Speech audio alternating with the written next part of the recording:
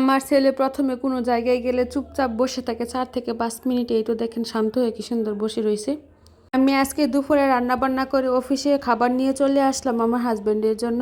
আজকে যেহেতু সাদের আব্বুর ডিউটি ছিল সুইচিংয়ে, সুইচিং বলতে বিদ্যুৎ উপকেন্দ্র যাকে বলে, সেখান থেকে তো আজকে বের হতে পারবে না, 10টা থেকে রাত 10টা পর্যন্ত ডিউটি। তাই তো খাবার নিয়ে চলে আসলাম, বলছিল যে আজকে খাবার নিয়ে চলে আসো। তাই ভাবলাম আজকে একটু দেরি হয়ে গেছে তো আমিও খাবো না, আমরা যে ওইখানেই খাবো।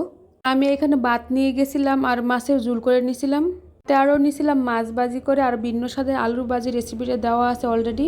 যেদিন মাছ আনা হয়েছিল সেই দিনে যাওয়া হয়েছিল রান্না বান্না করে, তারপরে একটু তাড়াহুড়া করে চলে গেছিলাম। আমি প্লেটে প্রথমে ভাত বেড়ে নিয়েছিলাম। আমি বাসা থেকে প্লেট চামিচ এগুলা নিয়ে গেছি, যেহেতু সেখানে কেউ থাকে না তো এইগুলা তো পাওয়া যাবে না। বড় একটা শপিং ব্যাগে সবগুলা নিয়ে গেছি। তো একটু লবণও নিয়ে নিছিলাম, লেবু নিয়ে নিছি। এই তো এইখানে আমি প্রথমে মাছ ভাজিটা দিয়ে দিব। আমি যে ভাত নিয়ে গেছি আমাদের দুজনের তো হয়েছে না, শুধু মাছ ভাজি দিয়ে বেশিরভাগ খাওয়া হয়েছে, আর প্রায় অর্ধেক আলু ভাজি শেষ হয়েছিল। মাছের তরকারি আর খাওয়াই হলো না, ভাত শেষ হয়ে গেছে। যাই হোক, এখানে সাদের আব্বু সাদের জন্য পাটিসাপটা পিঠা আনছিল। সাদে যেহেতু ভাত খায় নাই তার জন্য তাকে পিঠা খাওয়ানো হচ্ছে। আর এইদিকে দেখেন আমার ছেলে কত দুষ্টামি করছে, সে আজকে মুক্ত হয়ে গেছে। সাদ সব সময় বাইরে গেলে অনেক খুশি হয়ে থাকে, তাই তো তাকে এখানে নিয়ে চলে আসলাম। সে প্রথম প্রথম অনেক দৌড়াদৌড়ি করতেছে, খেলা করতেছে, বাট অনেকক্ষণ হয়ে গেলে আর কি কারেন্টের সুইচে হাত দিয়ে দেয়, কি বইটাই না লাগে বলেন তো দেখি। এইখানে সাদের আব্বু রিডিং নিচ্ছিল কারেন্টের, নিচে অনেকগুলো বোর্ড দেওয়া আছে তো সে ওইগুলোর কাছে বারবার যায়। আমার অবস্থা অনেক খারাপ হয়ে গেছে, তার পেছন পেছন অনেক দৌড়াদৌড়ি করতে হইতেছে আমার। নতুন পরিবেশ পেয়ে কিন্তু অনেক চঞ্চল হয়ে যায়।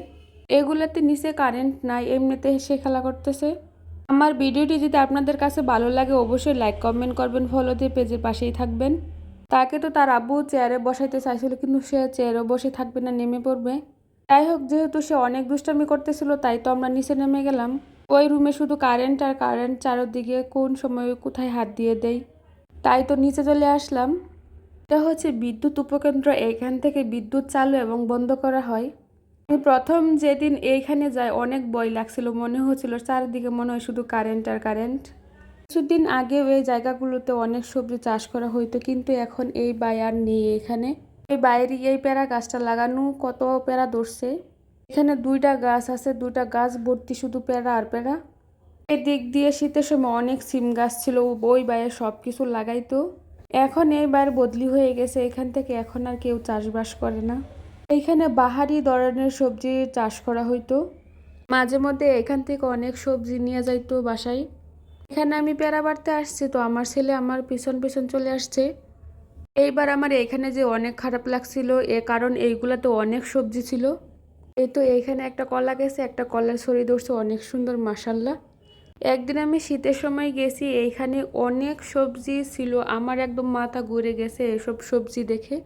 আমি গাছ থেকে 3টা পেয়ারা পেরে নিয়ে আসছি, একটা পেয়ারা পাখি খেয়ে নিছে। পেয়ারাগুলো এখনো ভালো করে পাকে নাই। আমার ছেলে যে কি খুশি হয়েছে, এই জন্য আমার ভিডিওটি দেখার জন্য আপনাদের সকলকে অসংখ্য ধন্যবাদ।